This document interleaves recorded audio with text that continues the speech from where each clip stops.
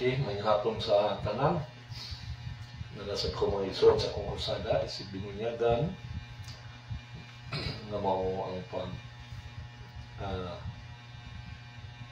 panalipod o pagtudlo sa mga pagtulunan na gitudlo sa Tagalog. Magandang hapon po sa ating lahat at sa inyong lahat na maaari makatingin sa akong live, sa akong video. Nandito naman ako ngayon upang gawin ang aking pagiging Christian. Na siyang bilang Christian, ako'y magturo or magpaliwanag at ipagtanggol ang ipinangaral natin Panginoon Hesus at ang kanyang simbahan. So ngayon, ang aking ngayon, ang aking topic is about pa rin kay Mama Mary. No? Bakit si Mama Mary, kasi sabi ng mga kapatid natin ngayon na umiwalay, no? Nilipat ng ibang sikta or mga kapatid natin na lihis sa maling paniniwala. Sabi nila na si Mama Mary ay walang sakit ba ang kanilang mga sakta, no? Wala yung kwenta sa kaligtasan. Kasi ang Panginoong Hesus mismo ay hindi gumagalang sa Kanya. Kung tingnan natin, sabi nila, kung tingnan natin ang Bible, kung ang Panginoong Hesus ay kinikilala pa niya ang kanyang ina bilang mayroong ibigay na tulong sa kaligtasan ng tao, bakit siya mismo ay hindi gumagalang? Tinatawag lang niya ng babae. So, yan mga kapatid ang aking tatalakayin ngayon upang mabigay natin sa ating mga kapatid na hindi Catholics ang tamang panunawa sa naisulat sa Biblia upang galangin naman nila ang ating mahal na ina. No? Para maisip nila na sila ay created by God also. And being a Christian, so we have to love Mama Mary, since Mama Mary is the mother of our Lord Jesus. So, yan ang ating ipaliwanag ng mga kapatid, no? Na parang ang ating mga kapatid na mga protestante, maunawaan nila ng gusto ang role ni Mama Mary sa economy of salvation, sa kasaysayan ng pagliligtas ng tao. So, upang din maturuan natin sila, no? Mabigyan natin sila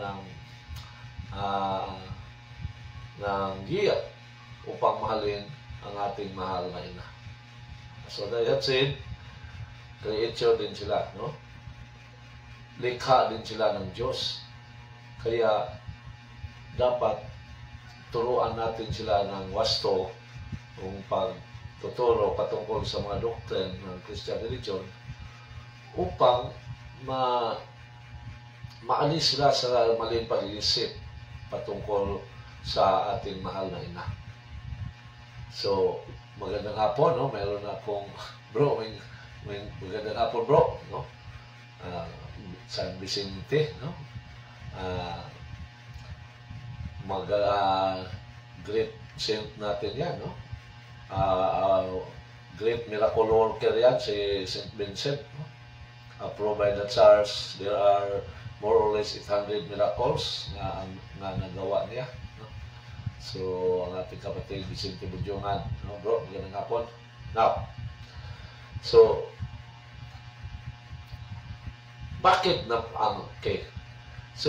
bakit sa Biblia ay ang mababasa natin sa mga talata na ginagamit nila or sa teksto, no? Ano ba ang teksto sa Tagalog? Talata. Talata is paragraph. So, parang mali yan kung yan ang gamitin natin, no? Now, tingnan natin, no? Kung ano sa Tagalog ang text. Okay. Para malinaw, klaro ang ating mabigyan na salita. As in Bisaya. Upang hindi tayo okay. So, text. Para sa in Bisaya. Okay. Teksto. In Tagalog. Yan, I am sorry, in Tagalog. Upang tayo ay tama naman ang ating mga Tagalog language na maibigay, no? Okay. Teksto rin. So, teksto. Kasi, ang sabi ng iba, talata. No? Talata is parang mali. Talata in English. No? Kung basahin natin ang talata in English is talata. Okay. Paragraph. So, mga kapatid, no? Mag-study rin tayo lang. Okay. Paragraph. Okay. Talata. So, sentence yun, no? Teksto, sentence yan. So, hindi yan maaaring sabihin natin talata. So, magandang hapon din, Harold Junior Luciano, no? Ating mga magagaling na mga Catholic Society. May hapon bro, watching from BGM. Uy, ikaw na bro. Sorry na palagi ko malimutan yung pangalan mo bro, no? Harold Junior Luciano. Parang Spanish ang apelido ni mo bro. Spanish yan, no? Kasi hindi yan Spanish yan, Spanish Luciano. Now, so magandang hapon bro, no? Magandang hapon sa inyo ya. Kung mayroon mo kayo kasama ngayon na tumingin sa aking live. Now, so ang mga talat, ang mga teksto na ginamit nila mga kapatid ay yung sinulat, yung sinabi sa ni St. John, yung sinulat ni St. John sa kanyang ebanghelyo sa Juan chapter 2 verse 4 and also sa chapter 19 verse 26 to 27. Now, basahin mga kapatid sa Tagalog, ha? Okay. Sinabi rito, ipaubaya na lang po ninyo ito. Sinabi ni Jesus, no? Sinabi ni Jesus, ipaubaya na lang po ninyo ito sa akin. Ginang. Pero basahin natin ng buo, no? Basahin natin ng buo upang maintindihan kung ano ba yun ang naging conversation, no? Ng ating Panginoon at ni Mama Mary during sa kasal sa Cana, no? Para maintindihan sa lahat kung ano ba yun, no? Okay, tingnan natin. Kasi, okay, sinabi rito. Simulan natin sa 1. Nang ikatlong araw, may kasal sa Cana sa Galilea at naroon ang ina ni Jesus. Si Jesus at ang kanyang mga alagad ay inaanyayahan din sa kasalan. Naubos ang alak, kaya sinabi ng ina ni Jesus sa kanya, anak, wala na silang alak. Sinabi ni Jesus, ipaubaya lang po ninyo ito sa akin, ginang. So, ginang, no? Sa salita sa Bisaya, babae. Yan at dyan, nalito ang ating mga kapatid na naging protestante. Hindi pa ito ang aking tamang oras. So, ang conclusion sa ating mga kapatid ng mga protestante ay ang ating Panginoon Jesus ay hindi gumagalang sa kanyang ina. parang sinabi nila na ang ating Panginoong Jesus ay walang mabuting asal, no? Yan, blasphemy yan, no? So, panlabastangan yan. Now, basahin pa natin mga kapatid ang sinabi nila, ang ginagamit nila sa Juan 19, sa Evangelyo din ni San Juan, upang malaman ninyo kung ano ang ginagamit ng ating mga kapatid na protestante sa ilang pag-deny, sa ilang sinasabi na ang ating Panginoong Isus ay hindi gumagalang sa kanyang ina. Parang, grabe, no? Parang walang bili sa kanila, ano ba yung bili? No? Walang walang kwenta sa kanila ang para sila walang kwenta sa ating Panginoon Jesus ang kanyang ina. So, yan ay base sa pag-unawa ng ating mga kapatid na mga Protestante. Now, dito sa 26, chapter, sa verse 26 to 27, nang makita ni Jesus ang kanyang ina at ang minamahal niyang alagad na nasa tabi nito, sinabi niya, "Ginang, narito ang iyong anak." At sinabi rin niya sa alagad, "Narito ang iyong ina." So, ang sinabi dito mga kapatid, ginang, sa Bisaya, babae. So, yan, itong dalawang nakasulat sa Biblia, ginamit sa ating mga kapatid na mga Protestante upang sabihin nila na mali ang pagbigay natin sa simbahang Katolika ng pagbigay ng halaga kay Mama Mary. Grabe, no? Sa kanilang pahayag, parang ipinalabas nila na ang ating Panginoon Jesus ay walang galang sa kanyang ina, na si Mama Mary ay hindi or walang kwenta. Grabe, no? Nakakaawa ang mga Protestante, no? Kasi kung mamamatay sila na gano'n ang kanilang stance, papunta sila sa impyerno. Imagine, ina ng Panginoong Hesus, nilampastangan nila. Imagine ang Panginoong Hesus, ginawa nilang walang galang sa kanyang ina dahil lang sa nakasulat sa Bible na hindi nila naintindihan. So, grabe, no? So, dahilan ng ibang mga Catholic faith defender ay magagalit, pero iwasan natin yan, mga kapatid, no? Dahil yan ay mali. Instead na magalit tayo sa kanila at magsalita tayo ng masakit laban sa kanila, iwasan natin yan. At instead, mahalin natin sila. Ipakita pa rin natin sa kanila ang ating pagmamahal at respeto dahil ang ating Panginoong Hesus ay palaging nagsasabi o sinasabi na niya nang siya ay nandito pa sa lupa, siya ay naging tao. Sinasabi niya sa mga taong nagpako sa kanya sa cross na, "Ama, patawarin mo sila kasi hindi nila alam ang kanilang ginagawa." So dahil dyan, sumunod tayo sa example ng ating Panginoong Hesus na hindi tayo magagalit sa mga tao naglampastangan sa ating paniniwala. Instead, mahalin natin sila at irespeto pa rin. So, yan ang puso ng ating simbahan. Yan ang puso ng Christian religion. No? Mahalin kahit kaaway. So, ang mga teksto na ginagamit nila upang mapalabas nila ng ating Panginoong Hesus ay hindi gumagalang sa kanyang ina at mapalabas rin nila na si Mama Mary ay walang kwenta o dili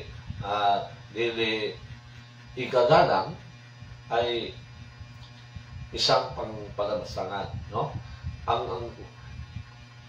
Ay mali sila sa ilang pag-intindi sa iyaong mga teksto sa Bible. Mali sila. Now, so, ano ba ang sagot sa simbahan? O ano ba ang explanation sa simbahan sa mga akusisyon na iyan?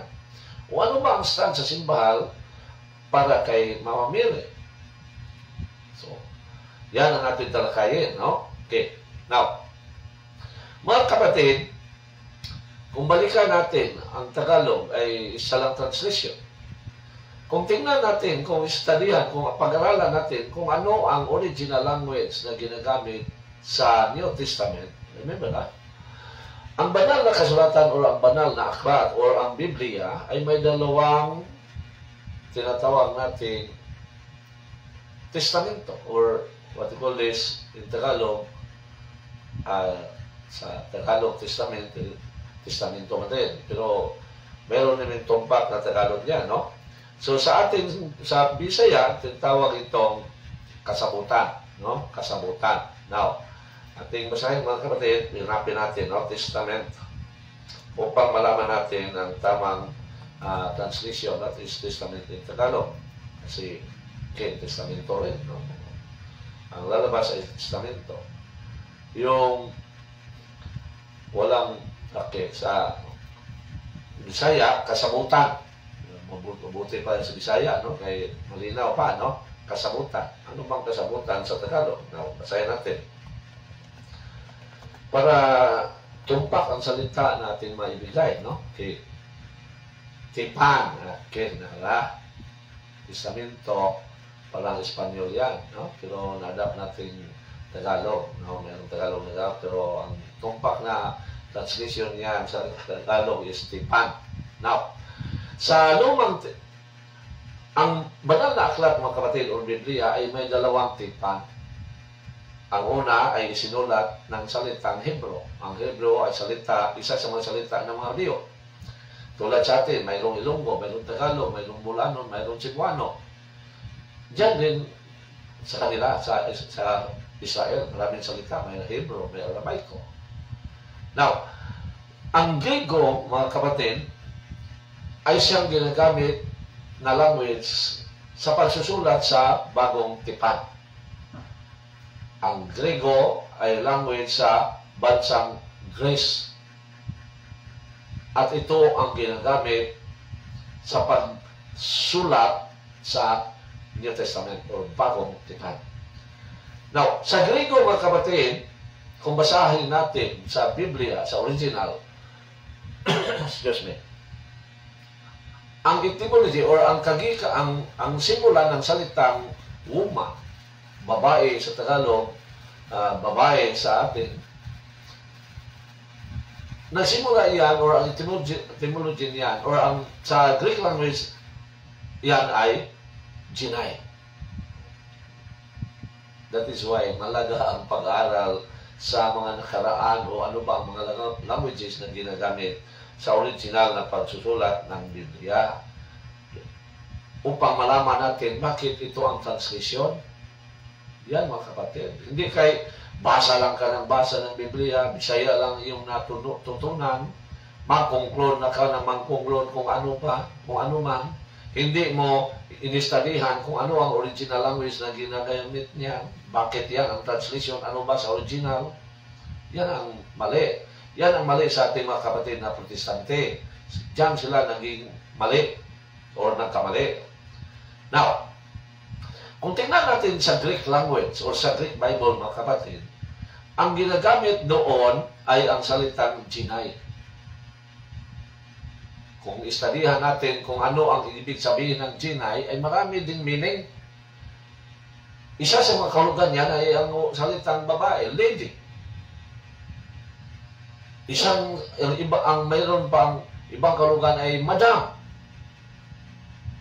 Madam. Yan ang kahulugan. Kung balikan natin ang Greek language. So, at ang Greek language na Jinai, kung i-translate natin sa English, ang lalabas ay maaring lady. Maaring babae, a woman. Kung sa atin sa Tagalog, babae, gina. Babae or gina. Sa ating mga Bisaya, babae or inda. So, kailangan nating malaman ang original language na ginagamit. Now, so ang lady, ang babae, sorry, bukan na sila kung ano, no? Okay, sorry. Ang babae na ginagamit sa Bisaya o sa Tagalogina, sa Greek word ay Jinai. At ang Jinai, mga kapatid, ay isang pag-uri ng pagalang. Ang kahulugan nito sa English ay lady, at ang lady ay isang salitang pagalang. Ginagamit yan sa pagalang. Example, yung asawa ng presidente, anong tawag natin? First lady. Yan. Ang first lady, kung i-translate natin sa Tagalog, unang babae. Kasi ang lady, babae man yan sa translation sa ibang salita sa Tagalog. Babae man. Kung sa Bisaya, unang babae. So parang kung dito ka sa ating language, parang walang kwenta. Pero remember na ang original is Greek. So, pag sinabi ng Panginoong Hesus sa Juan 2:14 na ginang, hindi pa ito ang aking tamang oras. Ang ibig sabihin niyan ay isang paggalang. Isang paggalang. Kasi noon ay ang ginagamit, ang salitang Jinay ay, ang kahulugan ay paggalang. Dahil lang, balikan ko, ang asawa ng presidente ay tinatawag natin First Lady. So, hindi yan, ang ginawa ng Panginoong Hesus ay hindi sinasabi niya ang pagiging, hindi niya ginagalang ang kanyang ina, or in English word, hindi yan disrespect. As based on the understanding sa ating mga kapatid na protestante. So, mali sila. Now, so, First Lady, isang paggalang. So, mataas ang tingin ni Jesus sa kanyang ina. Kasi, Lady, Jinay ang kanyang, at yan ang pagtawag ng kanilang mga sa noon, no? Yung paggalang sa mga ina, yan. Lahi man ang culture sa atin o sa Greece, sa ibang nason, ibang bansa noon, sa early of Christian religion. So, mali ang mga Protestant na kasi pinalabas nila na ang ating Panginoon Hesus ay walang galang. Ang ating Panginoon Hesus ay nagtuturo ni siya, kasi Tagalog at gamitin, hindi na kung kuha ng Biblia, ng siya. Now, isis natin dito sa ang Episo 6:4. Ano ba ang sinasabi ni St. Paul ayon sa tinuturo ng ating Panginoong Jesucristo? Okay, basahin natin mga kapatid. Episo 6:4. Okay. Sinabi rito. Episo 6. Okay. Upang malaman natin na ang Panginoong Hesus ay nagtuturo ni siya na igagalang ang ating mga ina. Okay, basahin natin. So, magandang hapon din kang Bro Cristito Caratol, no? Is watching, bro. Magandang hapon is, and also Pedrito Lumpa from Tandag. Magandang hapon, bro, no? Tagalog ang ating salita ngayon, language natin, no? Gamitin. Now, ano ang sinasabi sa Episo 6:4 patungkol sa itinuro ng ating Panginoon Hesus na itinuro ng ating mahal na San Pablo? Sinabi rito, mga magulang, huwag ninyong ibuyo. Okay, sorry. Mga anak, saan yun? Sa 5. Mga anak, igalang ninyo. Okay. Mga anak, sundin ninyo ang inyong mga magulang alang-alang sa Panginoon. Sapagkat ito ang nararapat. Igalang mo ang inyong ama at ina. Ito ang utos na may kalakip na pangako. So yan ay utos ng Diyos na igalang ang ating ama at ina. So kung ang Panginoong Hesus, dahil sa kanya pagtawag ni Mama Mary na babae, ay ipinayag na siya ay walang galang sa kanyang ina, lumabas na siya ang naglabag sa kanyang utos. So, mali ang ating mga kapatid ng mga Protestante, no? Siyempre, I'm sorry, no? Sa ating mga kapatid ng mga Protestants. They are always wrong because ang kanilang inaaniba na iglesia ay hindi ang itinatag ng ating Panginoon Hesus. Kaya, maaari natin sa lahat ng panahon sila ay magkamali. Sila ay mali sa kanilang itinuturo. So, malinaw, no? Malinaw na igalang ang ama at ina. At yan ay turo ng ating Panginoong Diyos. So, kung ang ating Panginoong Diyos ay hindi gumagalang sa kanyang ina, lumabas na siya ay unang lumabag sa kanyang utos. Kasi siya ang nagbigay ng utos na yan. So, that is why we have to understand, no? We have to study the story or the culture of the ancient Christians. Particularly sa Greece, sa bansang Greece, na ang kanilang language ay siyang ang ginagamit na sa pagsusulat sa New Testament o sa Bagong Tipan. So, malinaw. Now,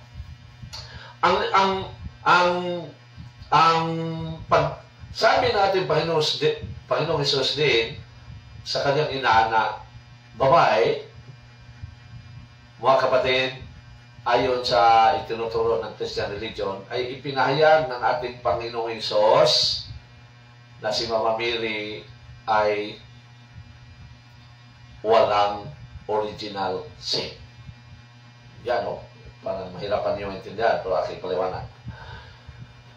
Ginagamit ng Panginoong Hesus ang ginay or babae nang sinabi niya sa kanyang ina, babae, hindi pa ang aking takdang panahon. Na kung basahin pa natin sa the following verse, hindi pa niya panahon na gumawa ng milagro. Kasi ang milagro niya na ginawa noon, ayon sa hiniling ni Mama Mary, ay ang kanyang unang milagro. No? Unang niyang milagro. So, ating basahin, no? Ating basahin para maklaro, no? Malinaw. So, para sa ating mga kapatid na bago pa lang sa aking channel, ay makikita nila, no? Makikita nila na ang buong story, bakit ginawa ng Panginoong Hesus ang una niyang milagro. No, basahin natin. Okay. So dito, sinabi rito ang mga verse 1 to 11. Sinabi, nang gatong araw may kasalan sa Kana sa Galilea at naroon ang ina ni Jesus. Si Jesus at ang kanyang mga alagad ay naanyahan din sa kasalan. Naubos ang alak, kaya sinabi ng ina ni Jesus sa kanya, anak, wala na silang alak. Sinabi ni Jesus, ipaubaya na lang po ninyo ito sa akin, ginang. Hindi pa ito ang aking tamang oras. Sinabi ng kanyang ina sa mga naglilingkod, gawin ninyo ang anumang sabihin niya sa inyo. May 6 ka mga doon ang bawat isa ay naglalaman ng 20 hanggang 30 galon. Ang mga ito ay nakalaan para sa paghugas ayon sa ritual ng mga Hudyo. Sinabi ni Jesus sa mga tumutulong doon, punuin ninyo ang tubig at ang mga banga. Punuin ninyo ang tubig ang mga banga. At pinuno nga nila ang mga banga na halos magumapaw. Pagkatapos, sinabi niya, kumuha kayo ng kaunti at dalhin ninyo sa namamahala sa handaan. Dinalhan nga nila ang namamahala at tinikman nito ang tubig na naging alak. Miracle. Hindi niya alam kung saan ang galing iyon. Subalit alam ng mga sundalo at sumalok ng tubig. Kaya tinawag niya ang lalaking ikinasal at sinabi, ang masarap na alak ay unang inihahain kapag marami nang naiinom ang mga tao sa kapahingahain ang mababang ulit. Ngunit sa huli ninyo inilabas ang masarap na alak. Sa 11. At nangyari ito sa kasal sa Galilea, ang unang himalang ginawa ni Jesus. So, unang himala. So, dito mga kapatid, malinaw na ginawa ng ating Panginoon Jesus ang unang himala dahil sa hiling ng kanyang ina. Hindi yan binigyan pansin sa ating mga kapatid na protestante, no? Binigyan nilang pansin yung sinabi ng Panginoon Jesus, hindi pa ito ang aking tamang oras. O sinabi niya rito, no? Ipaubaya na lang po ninyo ito sa akin, ginang. Dito sila na focus, no? Dito sila focus. So, ginawa niya ng Panginoong Jesus, bakit? O ang salitang ginamit sa Greek ay ginay or lady or babae sa atin ay dahil gusto ng Panginoong Hesus or ipinahayag ng Panginoong Hesus na si Mama Mary ay Immaculate Conception. Mahirap, pero ipaliwanag natin. Mga kapatid, that is why I encourage always to our mga beloved brothers, Catholic faith defender, to study, no? To study well the teaching of our church. Now, so, sinabi ng Panginoong Hesus, babae, in other words, or ginang, hindi pa ito ang tamang oras. Bakit? Kasi ang salitang babae ay nagpahayag yan sa pagiging walang kasalanan. Bakit? Dahil yan ang ginamit ng Diyos nang nilikha niya ang naging ina sa sangkatauhan. Hindi niya pinangalan ng Eva. Ang Eva ay ginagamit na noong si Eva ay nagkasala. Pero nang siya ay conceived, ginawang walang sala, kay si Eva, wala man siyang sala. No? Hindi, wala man siyang kasalanan. Kasi ginawa siyang ganang bilhin, lunsay. Conceived without, created without sin. Hindi conceived, kaya hindi man siya pinanganak. No? She is created without sin. That is why our Lord God used the word babae. At para inyo maintindihan, basahin natin mga kapatid sa Genesis, no? Genesis. Now, basahin natin sa Genesis 1. Okay. Para maintindihan natin, no? Genesis 1. Na ang salitang woman or babae ay ipinahayag ng Panginoong Hesus upang mapaitas niya ang dignidad ng kanyang ina. Yan ang pinaka-tumpak bakit babae ang ginagamit, mga kapatid. Now, basahin natin. Genesis 1:26. Okay. Genesis 1, then 16 and the following verse. 26 and the following. Now, sinabi rito, Genesis 1. Okay. Okay, ito. Dito maintindihan natin, mga kapatid, bakit babae ang ginagamit sa pagsusulat patungkol sa pagtawag ng ating Panginoong Diyos sa kanyang ina. Okay. Sa 26, sinabi rito. Okay. Pagkatapos sinabi ng Diyos, ngayon, likhain natin ang tao ayon sa ating larawan. Sa 28, ito. At sila ay pinagpala niya, sinabi niya, magpakarami kayo at punuin ninyo. Actually, doon tayo sa Diyos. No? Okay, dara. Nilalang ang Diyos ang tao ayon sa kanyang larawan. Sila ay kanyang nilalang na isang lalaki at isang babae. Hindi niya pinangalan ng diretsyo ng Adan at Eva. Lalaki at babae. Okay. Para maintindihan pa, basahin natin ang dos. No? Ang dos. 26. Sinabi rito. Genesis 2. Upang maintindihan natin ang wasto, no? Ng mabuti. Okay. Genesis 2. Ito. Genesis 2. Okay. 21 at saka 22. Kaya pinatulog ng Panginoong Yahweh ang tao. Samantalang nahimbing, kinuha niya ang isang tadyang nito at pinaghilom ang laman sa tapat niyon. Ang tadyang na iyon ay ginawa niyang isang babae.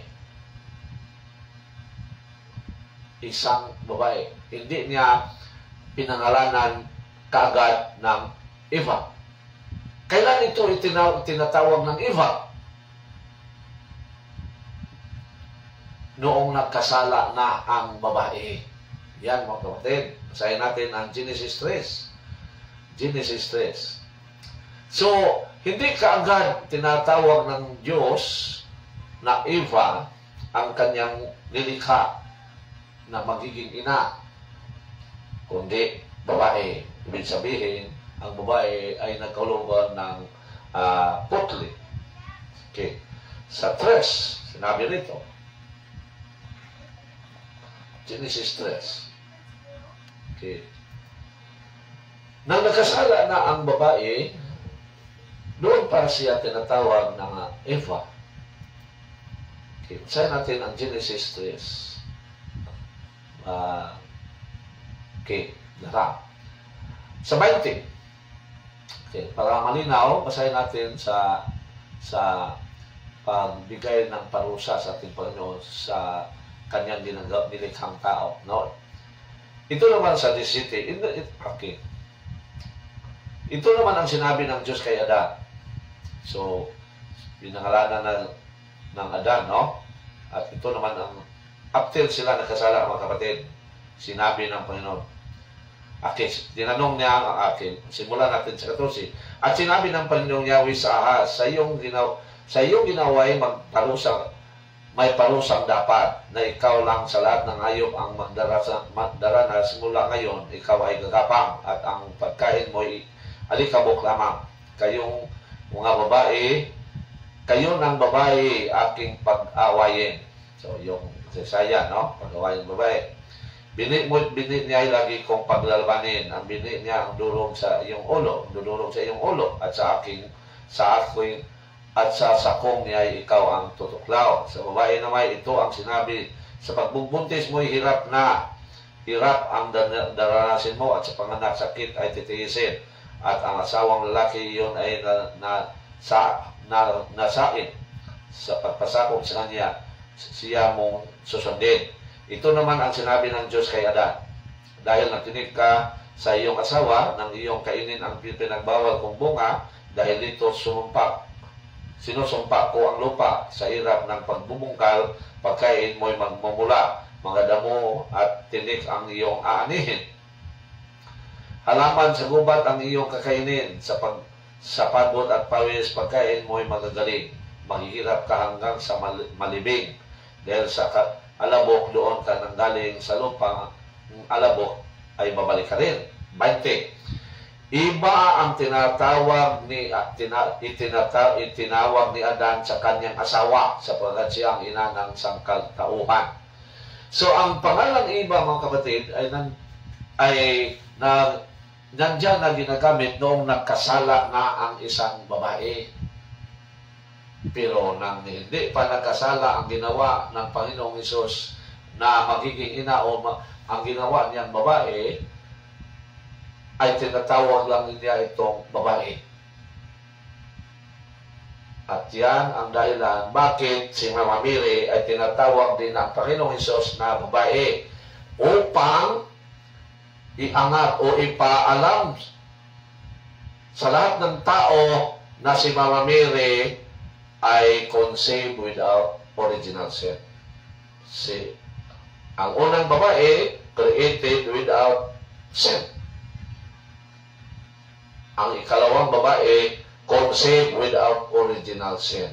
So, yan ang dahilan bakit babae ang ginagamit, no? Nang sinabi ng Panginoon sa kanyang ina, babae, ginang, hindi pa ang aking tamang oras. So yan, mga kapatid, no? Yan ang pinaka-taas yung Jinay na nagsasabi ng nagpasabot, no? Nagpasabot ng paggalang. Mas mataas pa niyan ang sinabi ng ating Panginoon Hesus na ginang o babae.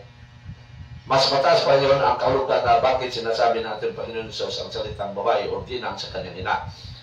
So yan ang pagpaliwanag sa ating simbahan, no? Na ang sinabi ng Panginoon Hesus babae sa tawag Bisaya, ginang, ang ibig sabihin niya o ang nais niyang ipaabot sa atin ay alam sa atin na ang kanyang ina ay conceived without original sin. Tulad ni Eva, created without sin. Kasi si Adan at si Eva, nilikha sila ng Diyos na walang sala, walang buling, walang dumi sa kahit anong sala. Pero dahil nandito sa mundo ang diablo, diyan sila naging nakasala. So ang paggamit ng Panginoon Hesus sa salitang babae, ang nais niya ipaabot sa atin ay upang taas niya upang maisip natin palagi na ang kanyang ina ay conceived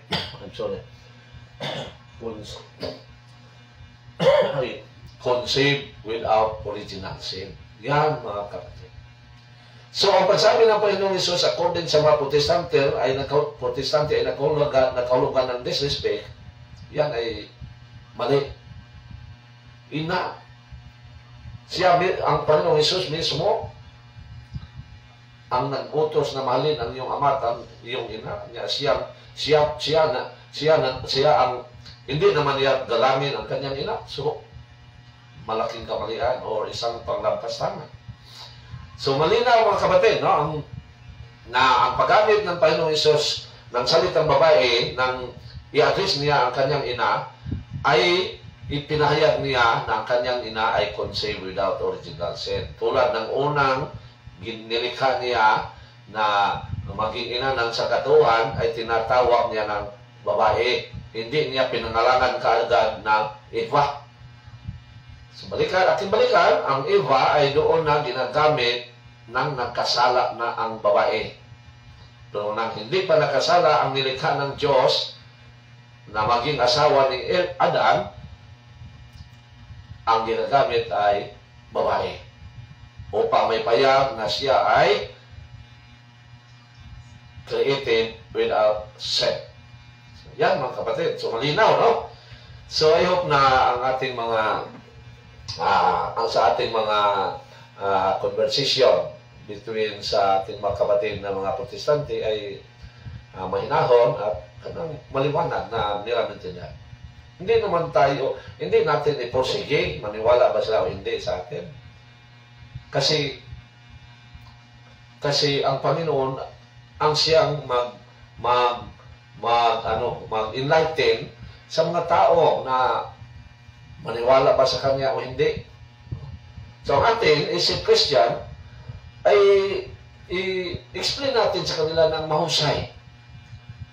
At ang Diyos na ang bahala sa kanila kung sila ba ay tumanggap o hindi. Kaya, hindi tayo magalit sa kanila, hindi tayo magsabi ng ano pang salita, kasi we are Christian. Kung ang ating attitude ay hindi mapagmahal, hindi magalang, wala na rin tayong kaibahan sa kanila. Isipin natin yan. Isipin natin yan. Kung tayo ay walang pagmamahal sa pakikiusap sa mga Protestante, walang respeto, walang paggalang, makitang mga paggalang, wala na tayong kaibahan sa kanila. Makatulad na tayo parang mini. So, dahil tayo ay Christian, tayo ang tunay na Christian religion, then, ipakita natin ang sinabi natin, Panginoong Hesus, mahalin mo ang inyong mga kaaway. Yeah? So, malinaw, no? Na ang itinuturo ng simbahan, ang explanation ng simbahan, bakit babae ang ginamit ng Panginoong Hesus, kasi sa Greek word, ang Ginay, babae sa ating salita, ang Ginay is isang pagalang. Kasi ang Ginay sa English is madam or lady. That is why we call the wife of the president first lady. Pero kung ating sa salitang Bisaya o Tagalog, unang babae, parang walang kwenta, no? So, yan, no? Yan. Ang isa pa, ang pagtawag ni Jesus sa kanyang ina na babae ay ang pagbigay ng mataas na pagkilala sa kanyang ina bilang conceived without original sin. So, mga kapatid. So, magandang hapon sa ating mga nagsubaybay, no? Edison Ladisa, Melchor, bro. Magandang hapon din. Mayong hapon, bro. Chris, watching dito sa Tagum City, Barangay Mangkilab. Uy, sa Mangkilab, dahil ka, bro. I'm sorry, no? Sorry, thank you very much, bro. Nakalimutan ko, no? Ikaw man itong bumili dahil sa akin ng aklat, no? Dalawang aklat, no? Yung wife mo. Then also, my cousin, my beloved cousin, my beautiful cousin, Leonie Lagura is watching. Te, magandang hapon, te. Kumusta sa inyong lahat yan sa Bohol? No? Tagalog na ko ngayon kasi request ito sa ating mga kapatid na Tagalog sa Manila. Magandang hapon. Regards to all. Now, so, tatalakayin din natin mga kapatid ngayon ang ginamit ng ating mga kapatid ng mga Protestante upang ako'y masaktan kung gumamit ako sa salitang ito, no? Pero pero hindi naman tayo magbigay ng salitang masakit sa kanila, no? So, upang ang ginagamit ng mga protestante upang mapalabas nila na si Mama Mary ay walay kwenta, no? Grabe salita niya, parang panglapastangan. O ang ginagamit nila na panglapastangan sa ating mahal na ina, ang sinasabi nila na ang Birhen Maria ay hindi virgin. Na talakay naman natin ito, pero ito ay related or connected pa rin sa topic natin ngayon na sinasabi nila na si Mama Mary ay maraming mga anak. Grabe ang Diablo kasi, no? Batid naman din lang ng Diablo. Kaya ang mga protestante, hindi natin sila paglampastangan o bigyan or sabihan mo ng masakit na salita dahil sila ay biktima lamang. Kung mayroon man tayong pagalitan, yung Diablo kasi siya ang nagbiktima sa ating mga kapatid. Gano'n ngayon ay nagiging protestant. So, isa sa mga ginagamit nila upang maipalabas nila na mali tayong mga Catholic o mali tayong sa katuwaan ng Diyos sa ating pagdalang ni Mama Mary at pagsabi na siya Birhen. Dahil sabi nila, ang inyong Maria, hindi man sila magalang, no? Maria man lang sila. Ang inyong Maria ay maraming anak. Ha! Grabe, panglapastangan. Sana matapos ng mundo ng maaga upang hindi na lumala ang kanilang kasalanan. Kasi kung wala na tayo, kung matapos ng mundo, mahinto na rin ang kanilang paglampastangan sa ating mahal na ina. No? Pero ang Diyos lang ang nakakalam. Yan ang joke lang, no? So, mga kapatid, linawin naman din natin ngayon, totoo ba na ang ating mahal na ina mo, Maria, ay maraming anak? Ang sagot, hindi. Isa lang ang kanyang anak. At siya ay nanganganak din. At ano ba? Gani, ano ba yung sa Tagalog ng gani? Gani, siya ay nanganganak na Birhen. So, paano siya magiging maraming anak? Na si San Jose ay isang mabuting tao. Alam niya na siya ay ginagamit, ang Mama Mary ay ginagamit ng Panginoon upang maging ina sa kanyang anak na magkatawang tao. Alam niya ni San Jose. So paano niya galawin ang mahal nating Maria, mahal nating ina na si Mama Mary, matapos si Mama Mary nagsilang sa kanyang anak na siyang ang ating nagsilang sa ating Panginoong Hesukristo. So,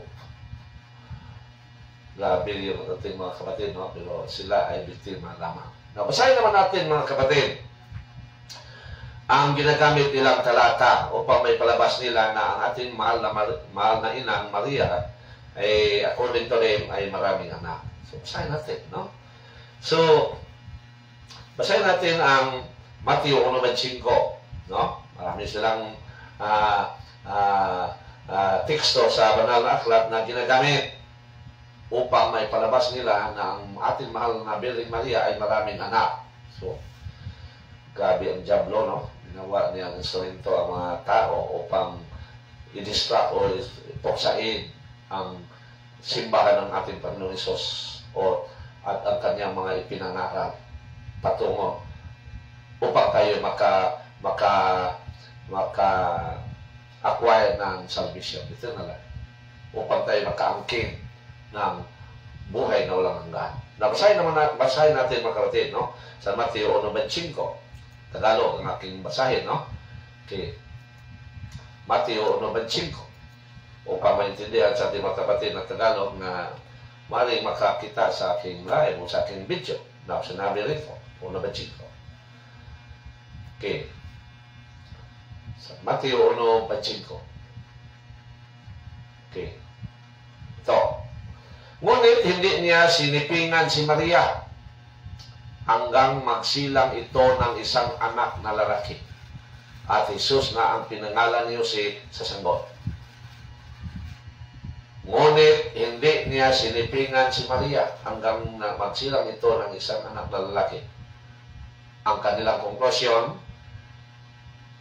na after si Mama Mary, after isinilang ni Mama Mary ang ating Panginoong Hesus, siya ay sinipingan na ni San Jose.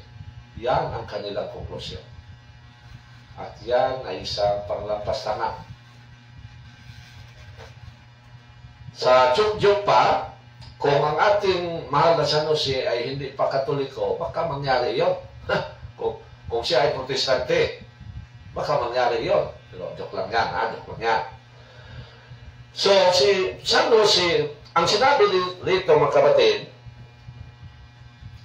ang sinabi ni San Mateo ay hindi yung darating pa.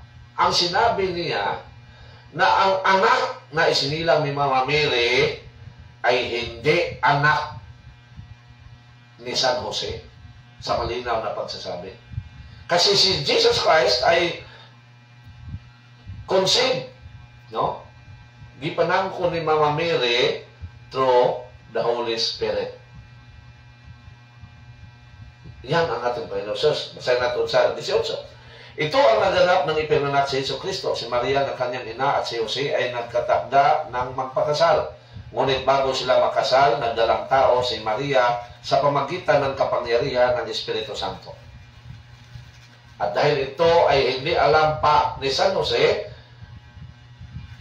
iniisip niyang iwanan si Mama Mary. Sa 20. Subalit, dahil isang matuwid na tao si Jose, na kanyang mapangangasawa at ayaw nitong mapalagay sa kahiyaan si Maria, binalak niyang hiwalayan si Maria ng palihim. So dahil siya ay mabuting tao at hindi niya gusto mapahiya si Mama Mary na nagbuntis na walang makilalang ama at nagbuntis lang na hindi niya alam kung sino, binalak niya sa lihim na hiwalayan. Pero sa 20, ngunit habang pinag-isipan ito ni Jose, nagpakita sa kanya sa panaginip ang isang anghel ng Panginoon. Sinabi nito sa kanya, Jose, anak ni Nobel, huwag kang matakot na pakasalan si Maria sapagkat ang sanggol na dinadala niya ay mula sa Espiritu Santo. Malinaw. Sa 21, magsisilang siya ng isang batang lalaki at Jesus ang ipanangalan mo sa sanggol sapagkat ililigtas niya ang kanyang bayan sa kanilang mga kasalanan. Nangyari na ang lahat ng ito upang matupad ang sinabi ng Panginoong Hesus sa pamagitan ng propeta. So, this is a prophecy. Maglilihi ang isang birhen at magsisilang ng isang sanggol na lalaki at tatawagin itong Emmanuel. Sa 24, ang kalugan nito ay kasama natin ang Diyos. So, ang ibig sabihin ng Emmanuel ay kasama natin ang Diyos. Sa 24, nang magising si Jose, sinunod niya ang utos ng anghel ng Panginoon at pinakasalan niya si Maria. So, alam na ni San Jose na ang kanilang pagiging husband and wife ay plano ng Diyos. Upang si Mama Mary, ang batang isinilang niya ay may makilalang ama. At yan si San Jose. Sa 25. Ito ang ginagamit, basahin ko muli, ito ang ginagamit sa mga Protestant brothers and sisters natin. Ngunit hindi niya sinipingan si Maria hanggang magsilang ito ng isang anak na lalaki at Jesus ang ipinangalan niya sa sanggol. Ang ibig sabihin ni San Mateo rito, mga kapatid, ay kanyang ipaliwanag na hindi anak ni San Jose ang isinilang ni Mama Mary. Yan ang kanyang motive o ang point niya. Hindi niya sinasabi na after nagsilang si Mama Mary ng anak ay sinipingan siya ni San Jose. Yan, hindi yan ang punto ni San Mateo. Hindi yan ang punto. Kasi alam ni San Jose bakit siya mangasawa kay Santa Maria. Alam niya ni San Jose. So, alam naman ni San Jose na si Mama Mary ay ginagamit ng Panginoon upang maisilang, upang siya ay magbuntis sa anak ng Diyos na magkatawang tao. So, magawa pa kaya niya ang gumalaw kay Mama Mary bilang husband and wife? Ang sagot, hindi. Bakit? Plano ng Diyos ang kanilang pagiging mag-asawa. Plano ng Diyos. At silang dalawa ay mababait. Silang dalawa ay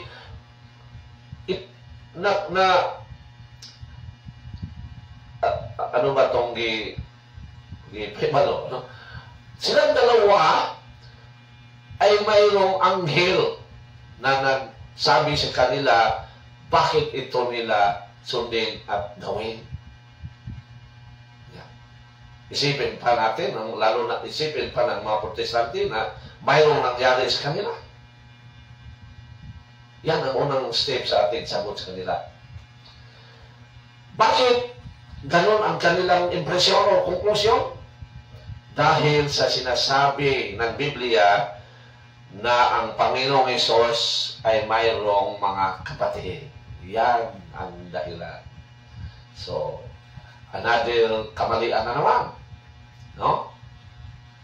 Kaya, itong Diablo, kung magpakita pa yan dito sa mundo, isa ako sa pumatay ng Diablo. Patayin ko ng Diablo ka.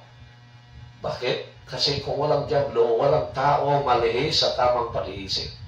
Walang protestante sa simbahan ng itinayo ng Panginoong Hesus. Pero nandito man sa lupa ang Diablo dahil lang mayroong nagiging protestante. Masakit yan, no? Pero hindi ko sinabing hindi sila maligtas. Ang katotohanan lang ang atin sabihin at wala tayong parang itago or ano ba yun? Mag-aaral pa tayo ng Tagalog, no? Wala tayong, kumbaga, hindi tayo matatakot magsabi ng katotohanan.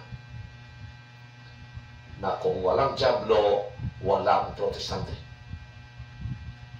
Dahil ang lahat ay masunurin ng Diyos. Tayo ay nilikha ng Diyos ayon sa kanyang wangis. Ibig sabihin, ang tao ay mabuti.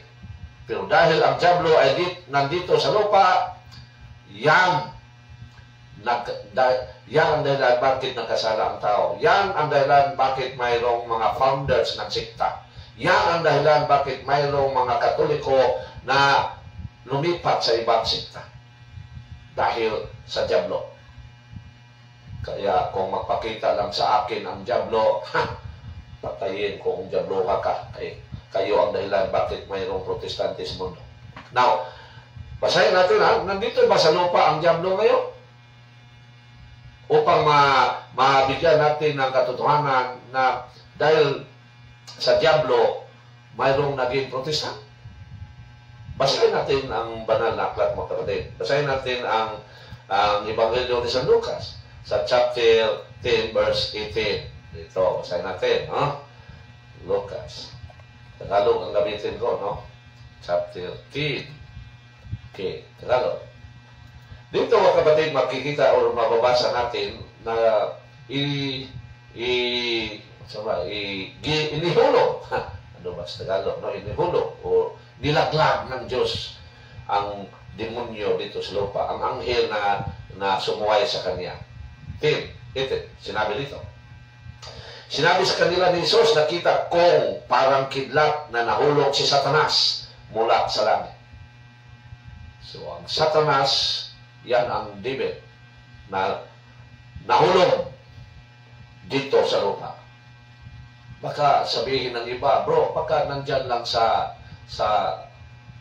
clouds. Ano ba yung panganon, no? So, basahin ko muna, no? Okay. Baka nandyan lang sa clouds, bro. O sa ano ba yung sa panganon? Ano ba sa Tagalog yung panganon, no? Ito ang palitan. So, baka nandyan lang. So, basahin natin na dito yun sa lupa. no? Dito yun sa lupa. No, basahin natin ang Revelation, no? Ang Pahayag chapter 12 verse 19 upang malinaw, no? Ang ating paliwanag na nandito sa lupa ang masamang espiritu. Pahayag 12. Okay. Buti na lang mas malakas ngayon ang no? Ang Wi-Fi. Okay. Sinabi rito. Upang malaman natin, no? Nandiyan sa Bible, bakit mayroong masamang espiritu sa mundo. Verse 9, sinabi rito, itinapon ang napakalaking dragon, ang matandang ahas na tinatawag na Diablo at Satanas, na nandaraya sa buong sanlibutan. Tinapon siya sa lupa kasama ang lahat ng kanyang mga kampo. Tinapon sa lupa. Tinapon sa lupa. So, nandito sa lupa ang Diablo. At yan, bakit mayroong Protestant sa Iglesia na itinayo ng ating Panginoong Hesus. So, dahil mayroong Diablo, mayroong kumontra sa pagtuturo sa simbahan na itinayo ng ating Panginoong Kristo. Now, dahil dyan, ginamit nila ang Matthew 12:47 upang mapalabas nila na ang Panginoong Hesus ay maraming kapatid. Basahin natin, no? Matthew 12:47. Okay. Ito ang sinabi rito. 12:47. Okay. Okay, malinaw, no? Basahin natin. Na ito ay isa sa mga ginamit ng ating mga kapatid na nagiging protestante. May nagsabi kay Jesus, 47, nasa labas po ang inyong ina at mga kapatid. Ibig nila kayong makausap. So dahil dito, mag-conclude na naman ang ating mga kapatid na malinaw.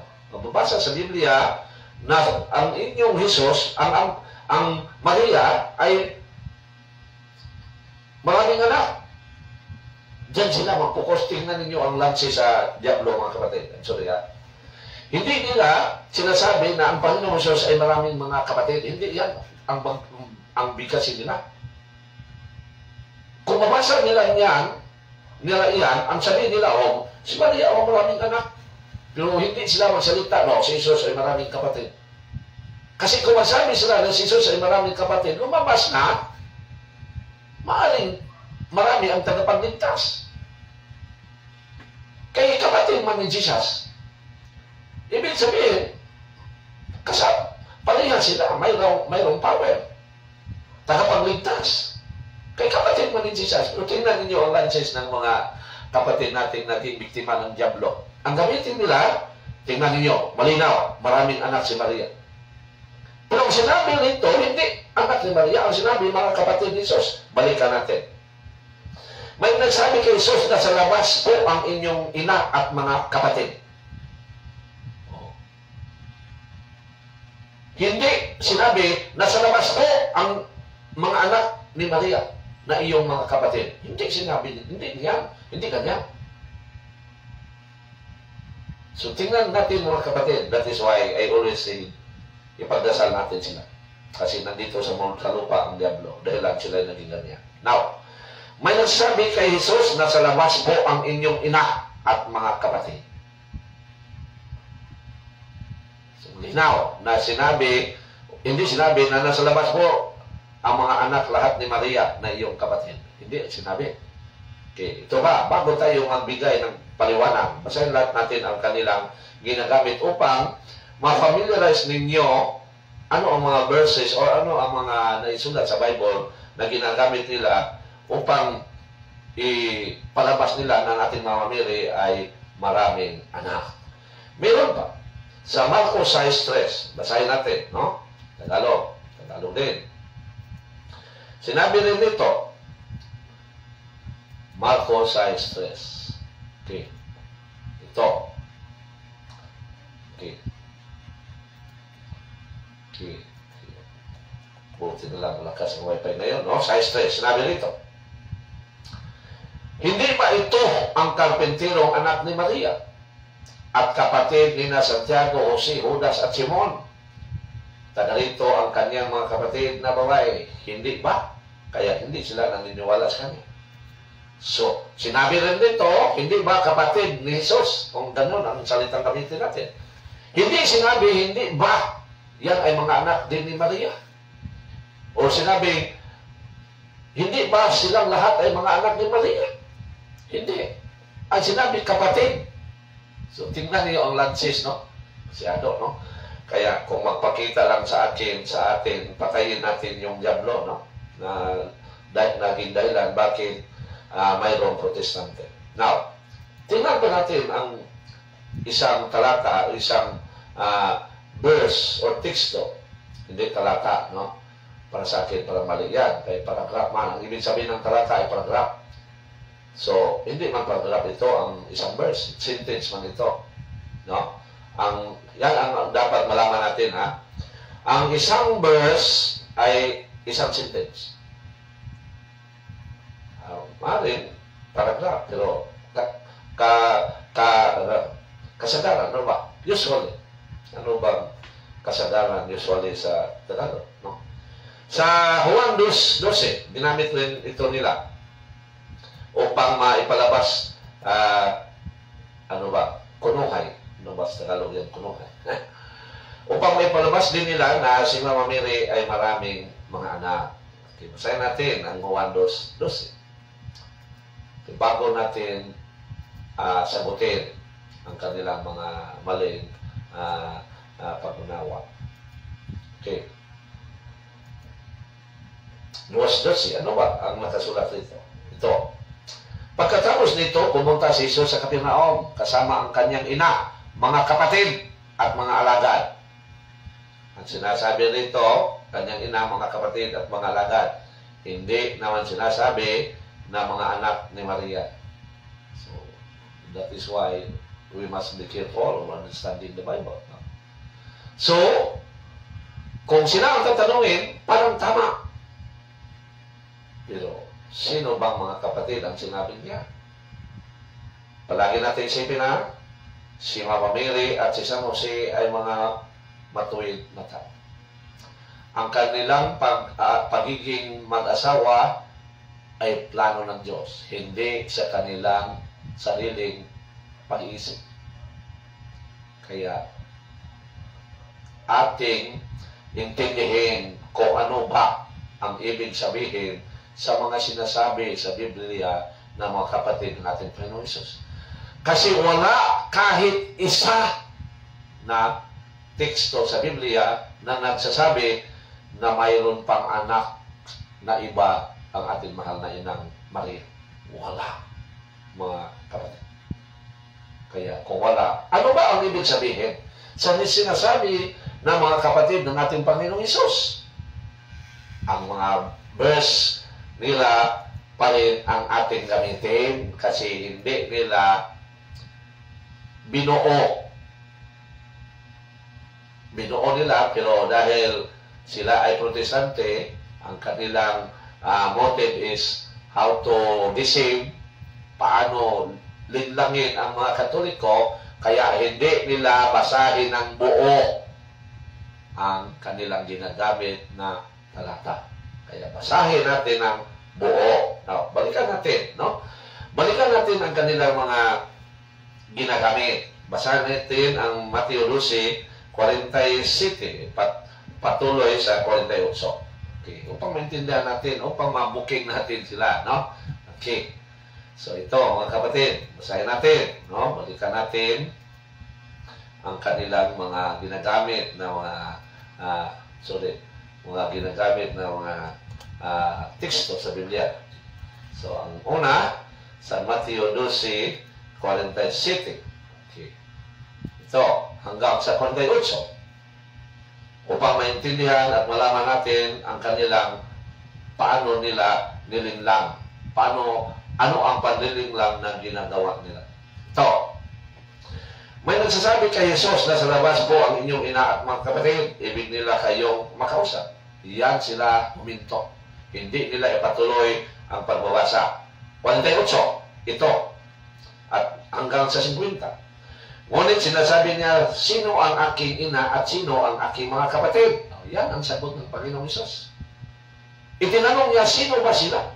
Kung kapatid pa niya sa laman ang mga sinasabi, bakit siya magtatanong, sino ba ang aking ina at sino ang aking kapatid? Basahin natin. Ngunit sinabi niya, sino ang aking ina at sino ang aking mga kapatid? Itinuro niya ang kanyang mga alagad at sinabi, itinuro niya ang kanyang mga tinunan. At sinabi, sila ang aking ina at mga kapatid. Sa 50. Sapagkat ang sinumang sumusunod sa kalooban ng aking ama na nasa langit, yun ang aking ina at mga kapatid.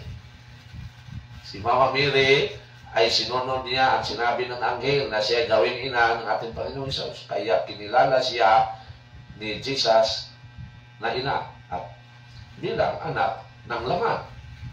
Pero ang iba, ano ang sinabi ng Panginoong Hesus? Sapagkat sino mang sumusunod sa kalooban ng aking ama na nasa langit, iyon ang aking ina at mga kapatid. Ibig sabihin, ang mga babae rin na sumunod sa kalooban ng ama ay kinikilala din ng Panginoong Hesus na kanyang ina. At ang mga lalaki na sumusunod sa kalooban ng ama ay kinilala niya bilang kanyang kapatid. Yan ang dahilan, mga kapatid ko, mga brothers and sisters. Bakit nakasulat sa Biblia na ang Panginoong Hesus ay mayroong kapatid? Hindi lang nila ipatuloy ang pagbabasa kasi sila ay protestante. Ang kanilang ginagawa ay upang makalinlang lang ng Katoliko. At dahil maraming mga Katoliko na magsamba lang tuwing maglinog at magbagyo, ay sila ay madadala sa maling pagtuturo. Sabihan lang sila ng praise the Lord, hallelujah. Ang kanilang paniniwala ay diretso pong kaluya. Sa Binisaya pa. Ano ba yun? Sa Tagalog. Praise the Lord, hallelujah. Kasi walang alam sa katotohanan, diretso kaluya. Kaya ang kanilang pira ay lalabas sa kanilang pitaka. Kasi magsabi na naman yung kanilang leader, magbigayan kayo sa Panginoon. Bigay lahat ang laman sa kanyang pitaka kasi ang kanyang paniniwala ay naluya. No? Naluya. Bakit? Hindi na magsamba. So, malinaw, no? So, kung ipatuloy lang ang pagbasa, kung ang ating mga protestante, kung ang ating mga kapatid ng mga protestante, ang kanilang motive or punting ay katotohanan, ipatuloy nila yan ng pagbabasa upang malalaman sa mga tao na kanilang sinabihan ang buong katotohanan, ang buong na isulat sa Bible. Pero dahil ang kanilang point is how to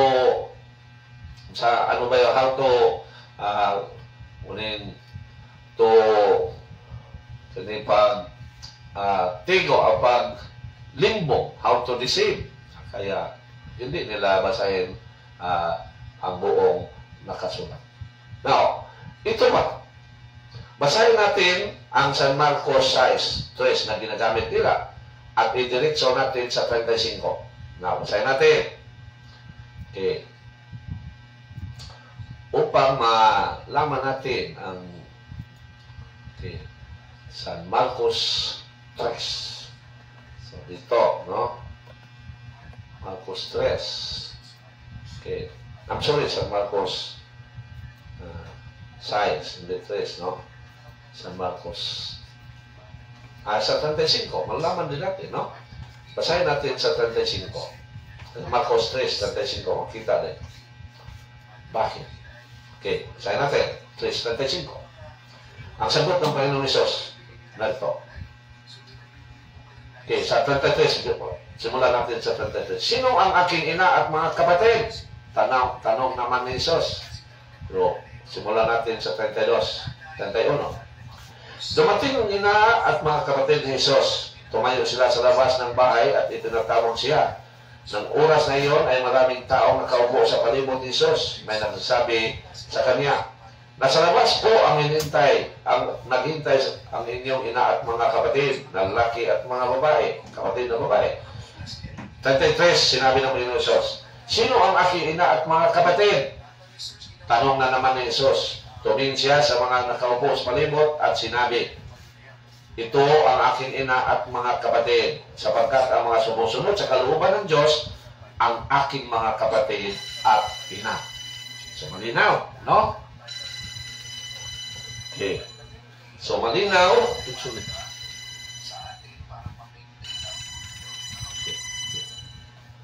So, malinaw na malinaw. Sorry, mayroong tumawa, no? So, malinaw mga kapatid na sinabi ng Panginoong Hesus, sino ba ang aking ina at mga kapatid? At tinignan niya ang kanyang mga tinunan, no? Tumingin siya sa mga nakaupo sa palibot. Ito ang aking ina at mga kapatid. Sapagkat ang mga sumusunod sa kalooban ng Diyos, ang aking ina, ang aking mga kapatid, at aking ina.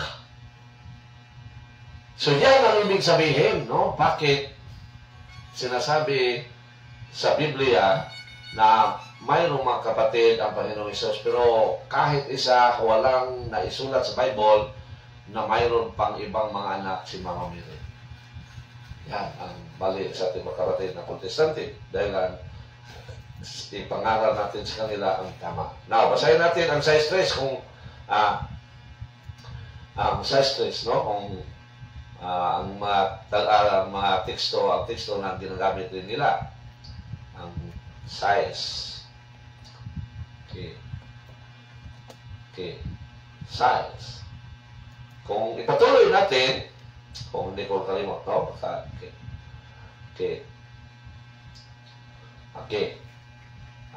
Ang sagot ito yung sa 3, no? So, malinaw na ang sinasabi ng mga kapatid ng ating Panginoong Hesus ay yung mga tao na sumusunod sa kalooban ng kanyang Ama. Yan ang sagot sa sinasabi nila na ang Panginoong Hesus ay maraming mga kapatid. So, malinaw. Kaya, hindi tayo maniwala sa kanila, no? Okay. So, sa 1 Korinto, meron pa mga kapatid. Okay. Meron pa. Sa 1 Korinto 15:6. Ito, nakakatawa ito, no? Kaya sinabi ng mga Protestante na dahil sa sinasabi ng mga kapatid ng ating Panginoon Hesus, sinasabi kagad nilang sinasabi o nabigay din sila ng konklusyon, nabigay sa kagad ng konklusyon na maraming anak ang ating mahal na Birhen Maria. Pero ito ay nakakatawa. Basahin natin ang 1 Korinto 15:6. So, napakakawa ang mga Protestant, no? Dahil ipagdasal natin sila at palaging mahalin at irespeto upang malaman nila na kahit sila ay naglapastangan sa ating, tayo ay nagmamahal ko rin sa kanila. Dahil dyan, malalaman nila na tayo ang tunay na Christian. Ito, basahin ko ang 1 Korinto 15:6. Okay. Ano ba sinabi rito? Pagkatapos, nagpakita siya sa mahigit na 500 kapatid na nagkakatipon. Ang Panginoong Hesus, tapos siyang nabuhay muli, nagpakita siya sa 500 niya ka mga igsoon, mga kapatid. Marami sa kanila ay buhay pa hanggang ngayon. Ito ang sinabi ni San Pablo. Sa kanyang pagsusulat, sinabi niya hanggang ngayon mayroon pang buhay sa mga kapatid ng Panginoong Hesus. Now, ang sinabi rito, pagkatapos, nang siya muling nabuhay, nagpakita siya sa mahigit na 500 kapatid. Ibig sabihin, mga anak lahat din ito ni Santa Maria. That is why I said nakakatawa ang mga Protestante. Pero hindi naman natin sila ano ba yung bugal-bugalan o panlampastangan. Palagi pa rin natin pakita sa kanila na tayo ay nagmamahalan ng respect sa kanila. Kasi napakakaawa nila. No? Nalumawas na dahil ito ay kapatid ng ating Panginoong Hesus, lalabas na si Mama Mary nanganak ng 500 times. Paano mangyari yan? So, malinaw mga kapatid, no? 1 Corinto 15:6. Ang ating Panginoong Hesus muling siya ay nabuhay. Basahin natin sa 4 upang maintindihan na siya ay muling nabuhay. Inilibing siya at muling nabuhay sa ikatlong araw, tulad din ng sinabi sa kasulatan, at siya ay nagpakita kay Pedro at saka sa 12. So lalabas naman okay, sa 6. Pagkatapos, nagpakita siya sa mahigit ng 500 kapatid na nagkatipon. So, nakakatawa ang ating mga kapatid na Protestant. Kaya, ipagdasal natin sila. Pero, ipagdasal natin sila. So, hanggang dito na naman ako, no? Kasi 1 hour lang ang aking inilaan sa aking live. Kasi marami pang araw, no? Marami pang araw. Mayroon pang bukas. Kaya ipagdasal natin ang ating sarili na bukas mayroon pa tayong buhay. At yan ang ginawa ko upang ako'y makagawa pa ng mga live hanggang ako'y may buhay pa. So mga kapatid, maraming salamat po sa inyong pagkuhan sa akin, sa lahat na binasa ko kanina. Ang lagi ko lang i-remind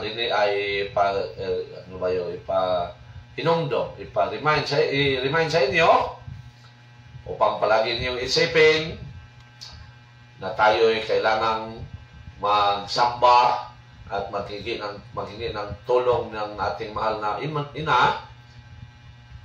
Ang aking trademark na our prayer is our power. Yan mga kapatid. Bilang tao, gawin natin yan. So hanggang dito lang, at ito ay ginawa ko sa ngalan ng Ama, ng Anak at ng Espiritu Santo. Amen. Maraming salamat. I-share naman ninyo ang aking video mga kapatid. No? Paki-share naman lang, subscribe at share upang marami pa ang makatingin o makakita sa aking live video.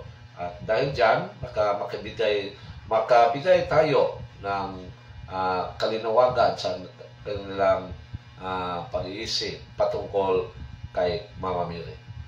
Maraming salamat. God bless us all.